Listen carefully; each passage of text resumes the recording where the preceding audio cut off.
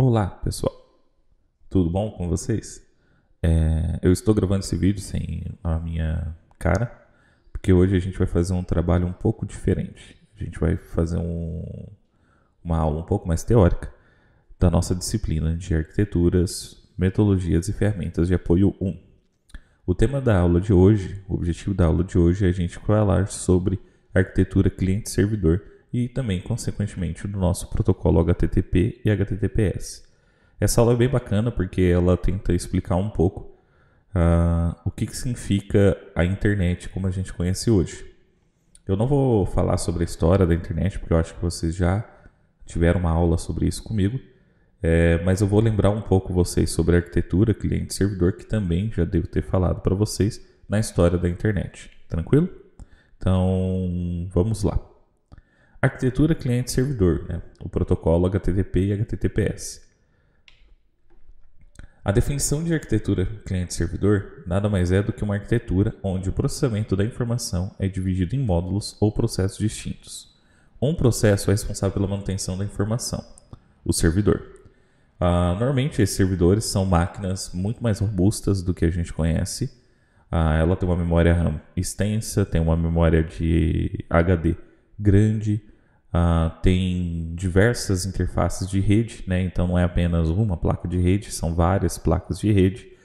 Ela contém um sistema, às vezes operacional, às vezes único ou específico para o uso dela, e ela tem um conjunto de softwares instalados que serve justamente para tratar essas requisições. Que aí o outro responsável pela obtenção dos dados é o nosso cliente, que são máquinas normalmente conectadas a esse nó de servidor e que normalmente eles não tem nenhuma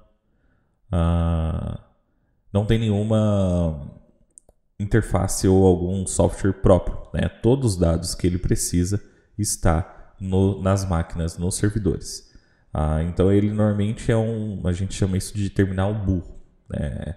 É uma forma que a gente utiliza para dizer que ele não processa nada, ele apenas acessa os dados que estão no servidor e normalmente esses dados são processados no servidor. Qualquer alteração no arquivo, qualquer cópia de novo arquivo é o servidor que realiza esse processamento dessa informação. Um exemplo de uso que eu falo bastante sobre cliente-servidor é, por exemplo, hospitais que têm prontuários digitais. Então a gente tem os terminais burros, que nada mais é do que essa maquininha que vocês estão vendo aí na tela.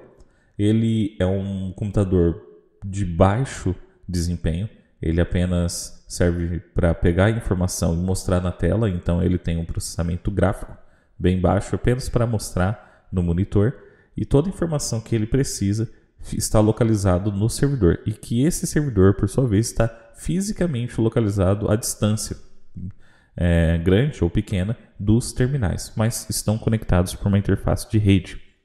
Todo e qualquer processo que esse terminal burro realiza não é na sua caixinha, é na do servidor. Então, toda vez que o servidor você precisa buscar um prontuário de um paciente usando esse servidor, o terminal burro é só apenas uma forma de você buscar essa informação e mostrar na tela, mas essa informação não está guardada no seu terminal burro e sim no servidor.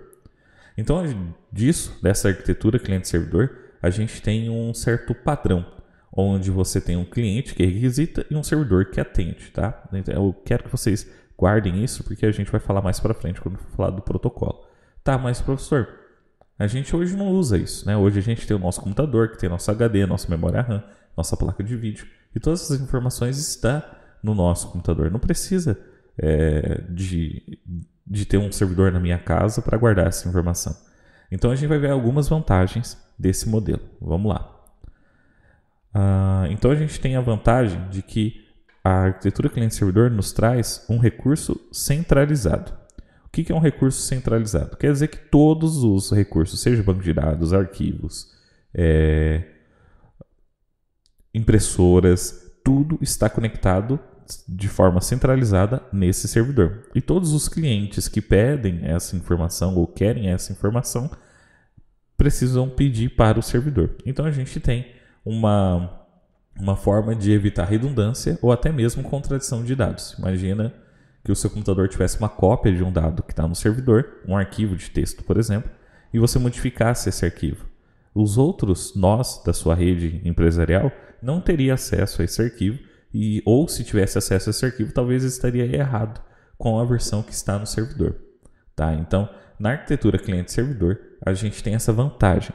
Já outra vantagem que a gente tem é a nossa segurança. Então, a gente tem um conjunto de servidores localizados em apenas um lugar. E todo o arquivo e toda a informação está centralizado nesses servidores. E esses servidores, por sua vez, têm apenas um número bem limitado de portas de entradas, que são interfaces de redes, propriamente dito, né?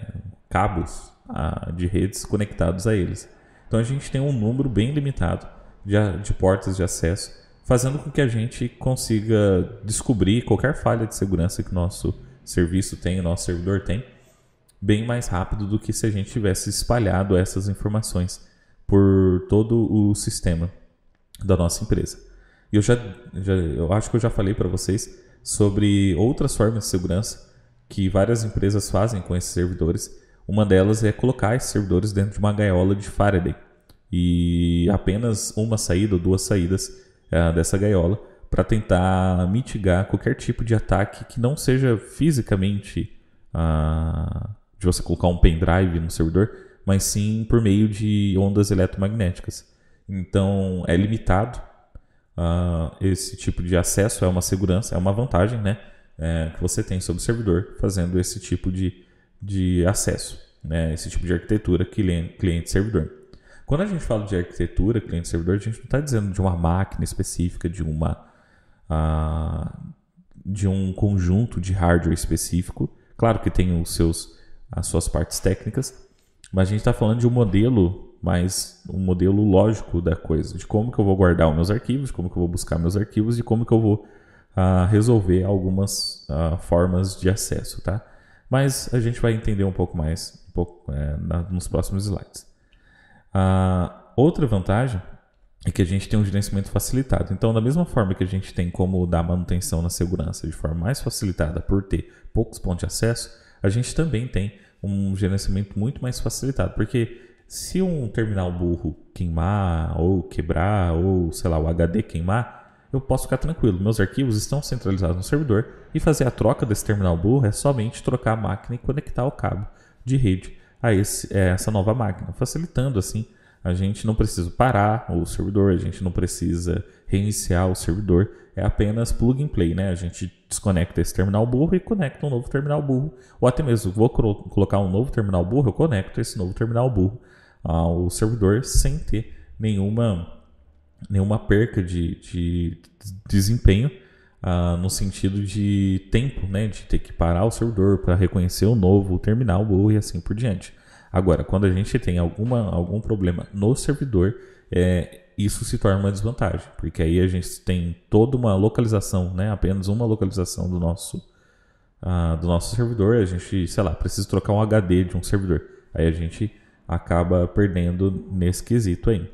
Claro que existem outras técnicas que é fazer um servidor de servidor. Basicamente a gente criar outra máquina para ficar fazendo backup desse servidor. E caso caia esse servidor ou quebre alguma peça desse servidor principal, o servidor secundário, que tem uma cópia exata do primeiro servidor, acaba entrando em ação para poder suprir enquanto está consertando o servidor principal. Mas essas técnicas ainda continuam dentro da arquitetura de cliente-servidor, porque a gente tem um conjunto de máquinas que responde às requisições dos clientes. Então a gente tem uma arquitetura cliente-servidor. Beleza?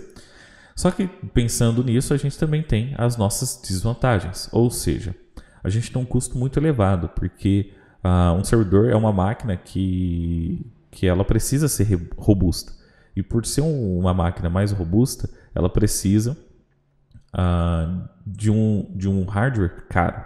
E por que esse hardware caro? Porque ele é um hardware que precisa suprir diversos processamentos diferentes, né? São processamentos que às vezes não é a mesma coisa para diversos clientes em tempos distintos. Então, às vezes, a gente vai ter o horário de pico, onde vários clientes vão pedir várias coisas para ele processar, e esse servidor precisa dar conta disso. Então, o custo é bem elevado.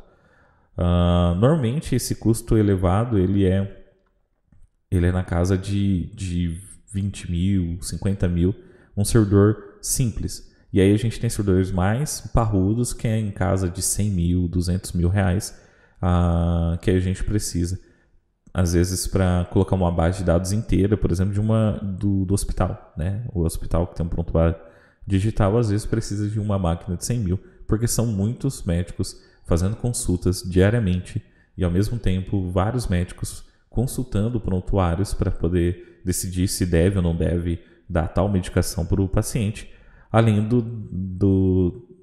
dos técnicos e dos enfermeiros e enfermeiras passando informação de exames que estão sendo feitos ou até mesmo a análise clínica, também atualizando esses prontuários. Então, todas essas operações precisam ser... o servidor precisa aguentar essas operações em diversos tempos do dia, tá? Então, há uma desvantagem dessa arquitetura, é que a gente tem um custo elevado. Nós também temos a desvantagem da sobrecarga, onde, uma vez que existe um nó responsável por todo o processamento da arquitetura, em algum momento pode ocorrer a sobrecarga do servidor, caso receba muitas requisições simultâneas dos clientes. Se o hospital inteiro, ao mesmo tempo mesmo, pedir um conjunto de prontuários dos pacientes. E aí? Como que a gente faz? Então o servidor tem que dar conta de resolver esse perrengue, né? E nesse caso, às vezes o servidor não foi pensado bem ou quiseram economizar na compra do servidor. Isso pode acontecer a sobrecarga. E quando acontece a sobrecarga, a gente pode ter queima de HD, a gente pode ter lentidão, a gente pode ter simplesmente o desligamento do servidor de uma forma repentina. E aí qualquer dado que estava sendo salvo ou qualquer dado que estava sendo carregado pode se corromper nesse processo. E aí a gente pode perder informações. Então o servidor tem que ser muito bem pensado. E aí é por isso que a gente às vezes tem um servidor mestre e vários servidores espelho, que a gente fala, que é uma forma da gente carregar ou balancear toda essa carga de requisições, tá? A internet, ela é baseada nessa arquitetura cliente-servidor. Então a arquitetura cliente-servidor é bem mais antiga que a internet, é lá da década de 50, 60, onde a gente já tinha empresas que tinham essa arquitetura para trabalhar, justamente porque era mais barato naquela época e os computadores normalmente eram computadores que ocupavam uma sala inteira, não era um computador que ocupava somente uma mesa, e por isso muitos utilizavam dessa arquitetura cliente-servidor para poder fazer toda uma rede empresarial para ter um local centralizado para guardar as suas informações. Dessa forma, toda empresa poderia ter acesso a todos os arquivos sem precisar ficar carregando o disquete, porque na época não existia pendrive. E pensando nisso, a internet surgiu usando essa ideia de cliente-servidor, onde você tinha lá uma máquina que era centralizada, guardando seus arquivos, e aí você tinha um conjunto de pessoas, normalmente não, né? No primórdio da internet, a ideia era só universidades utilizarem esse repositório ou esse servidor de arquivos, então eles conseguiam fazer trocas entre eles usando essa arquitetura de cliente-servidor. A gente tinha uma máquina, guardava esse arquivo lá dentro e todas as universidades conseguiam acessar esse arquivo e buscar informações. Daí, quando a internet começou a ficar um pouco mais, começou a evoluir um pouco mais para que a gente tivesse arquivos, troca de arquivos ou até mesmo páginas web, surgiu o protocolo HTTP e HTTPS. Então a definição do HTTP é que ele é um Hypertext Transfer Protocol, ou seja, o protocolo de transferência de hipertexto. E a gente já viu nas aulas de apresentação de conteúdo, né, estilização, que é de HTML, a gente viu que hipertexto é o HTML, né? Então, HTML ele é um Hypertext Markup Language, ou seja, uma linguagem de marcação de hipertexto.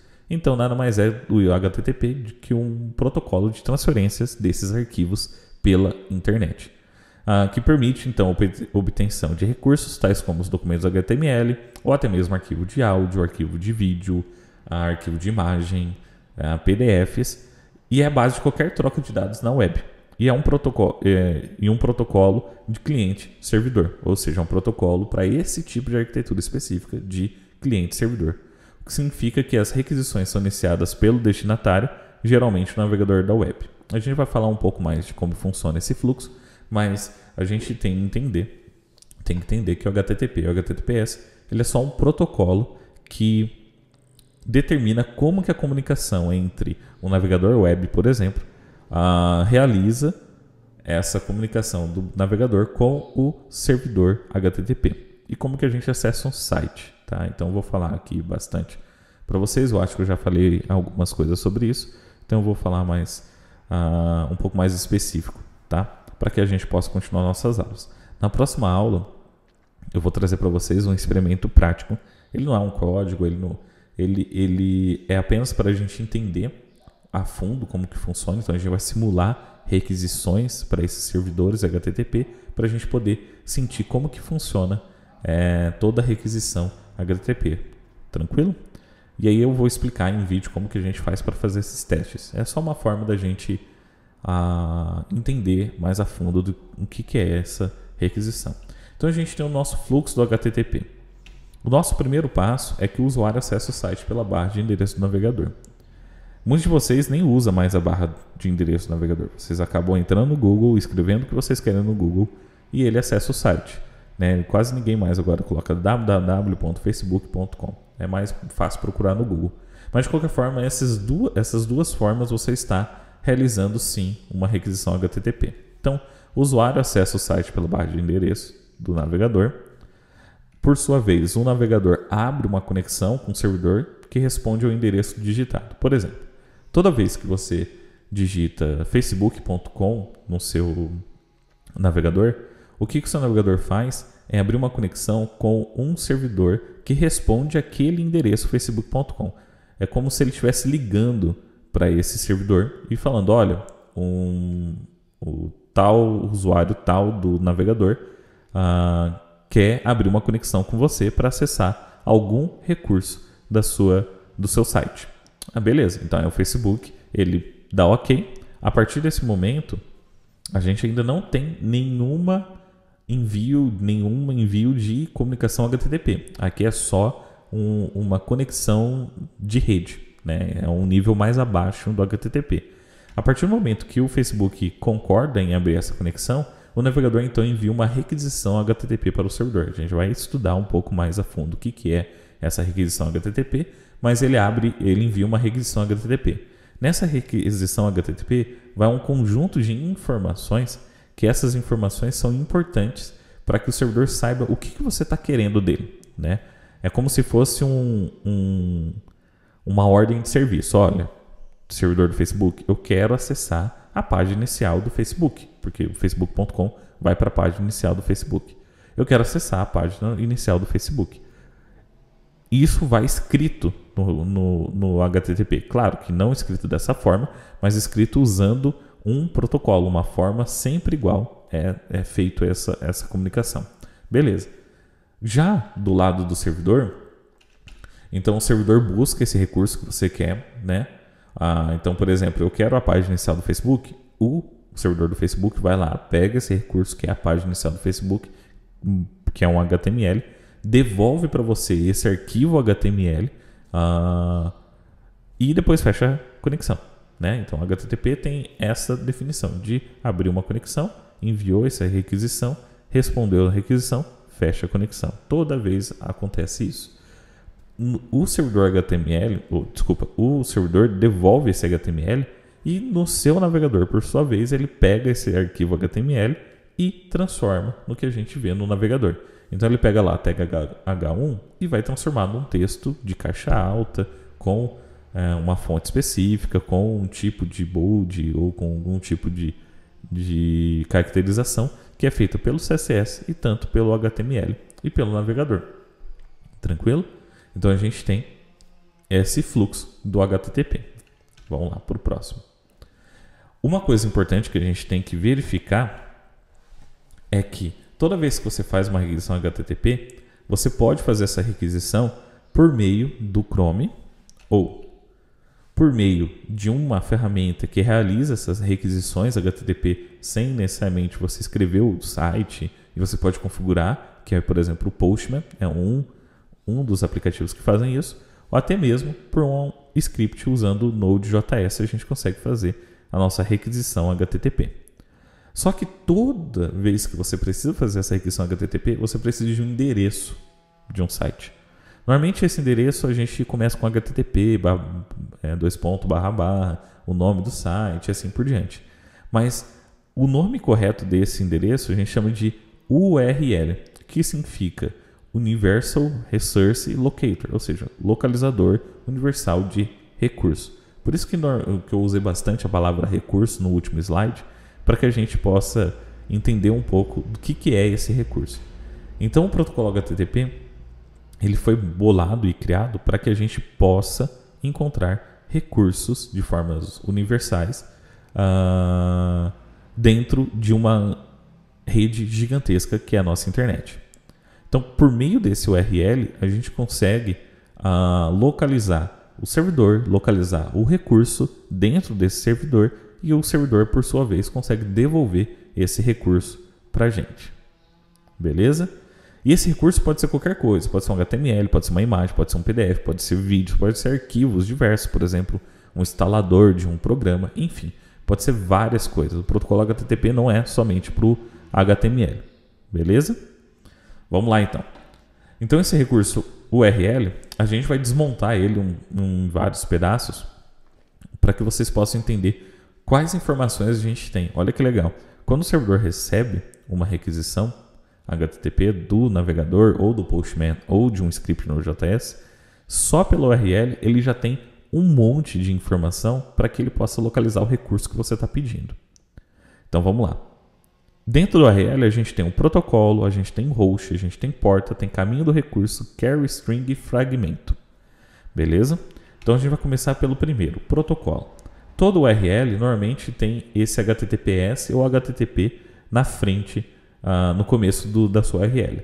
Isso informa para o cliente como acessar o recurso. No caso, estamos informando para o navegador acessar o recurso como um HTML e ele executar a transformação de HTML em tela. O que é em tela? É pegar o H1 e transformar naquele texto um pouco maior, né? Então, a gente tem essa informação que o navegador utiliza para saber como tratar esse arquivo. Normalmente, a gente, quando abre um arquivo PDF no navegador, ele fica como file : O que isso quer dizer? Que o navegador vai tratar aquilo como um arquivo e, baseado nisso, vai pegar a extensão do arquivo e abrir como bem entender, né? Então, por isso que o Chrome consegue abrir PDF, porque ele tem lá um interpretador de PDF, tá? Beleza. O outro passo que a gente tem é o host. O que esse host informa? Informa o endereço do servidor que queremos buscar o recurso.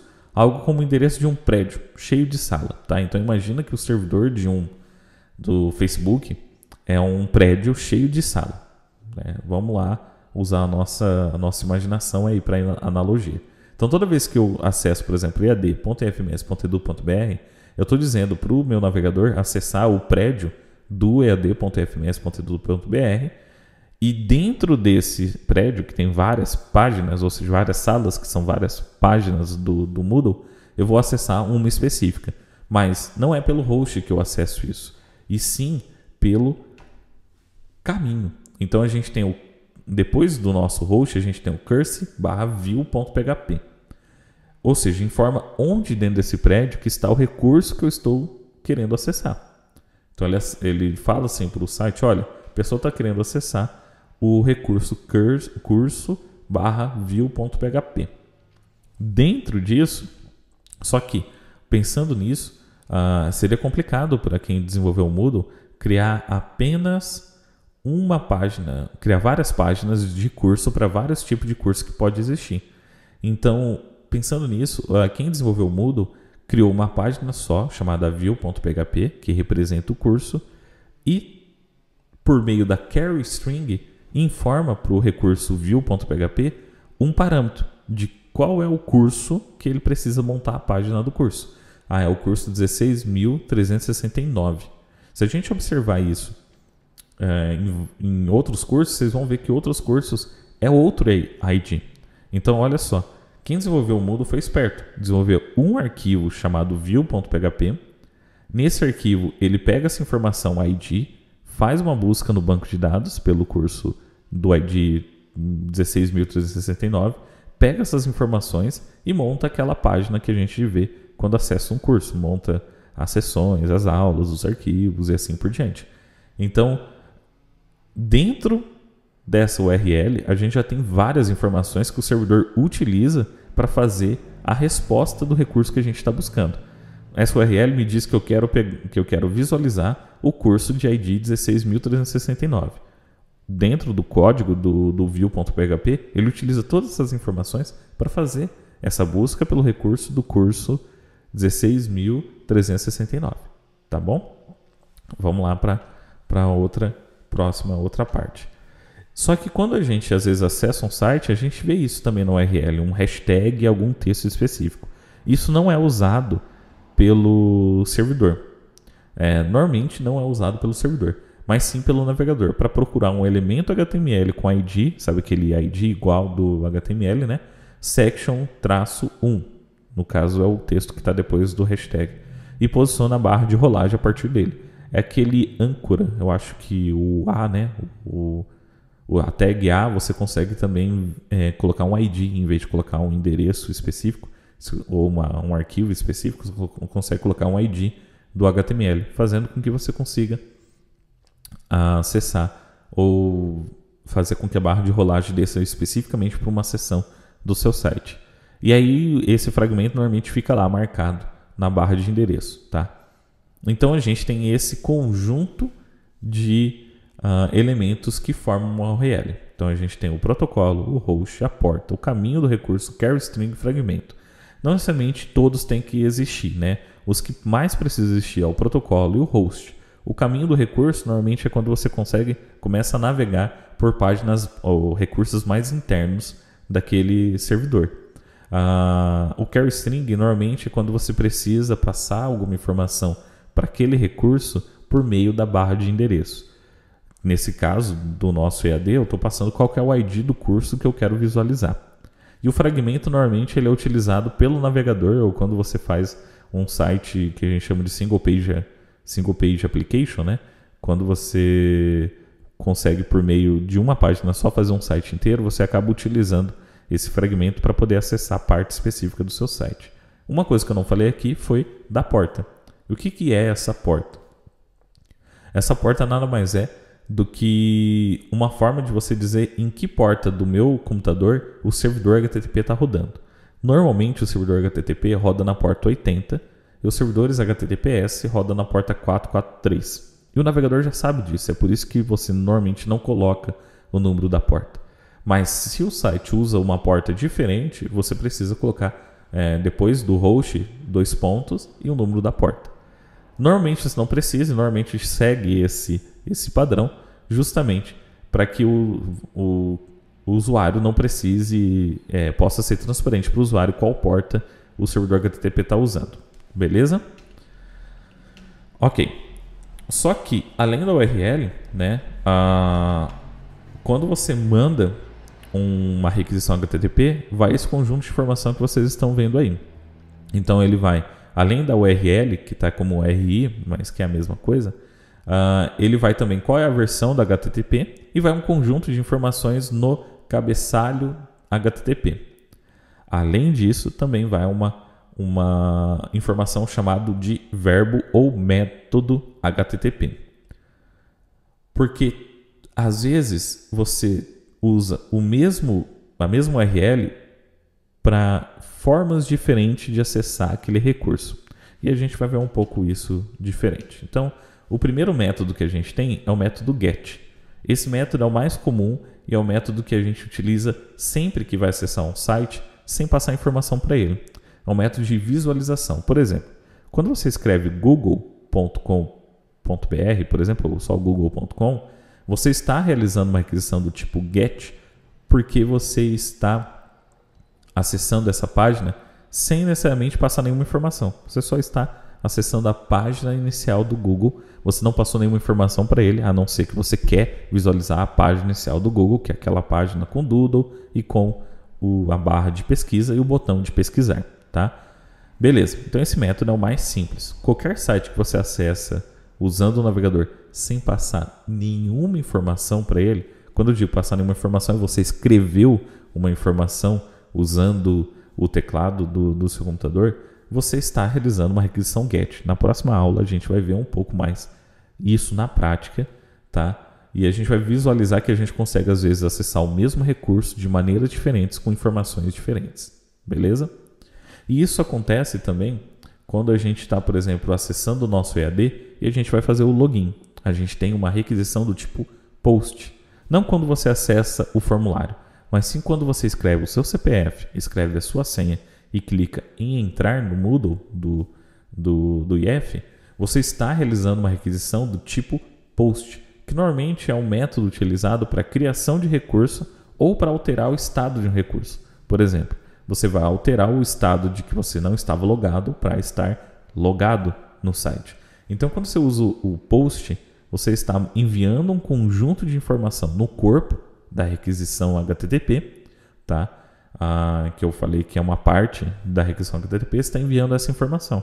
Quando você acessa lá no EAD e escreve 374 lá do seu CPF e a sua senha e clica em entrar, você está pegando essas duas informações, enviando para o servidor está recebendo essa informação e está tratando essa informação para fazer o seu login, o seu acesso ao Moodle. Então você tem o GET para acessar o formulário e você tem o POST para enviar essa informação do formulário e assim entrar na página do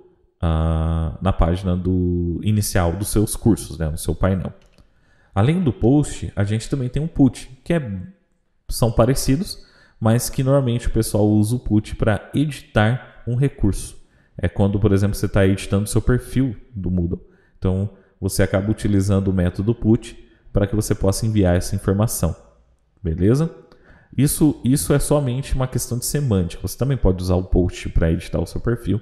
E se a gente olhar o Moodle, eu acho que utiliza POST para editar o perfil. Mas isso é só uma questão de semântica. Mas os dois têm o mesmo comportamento.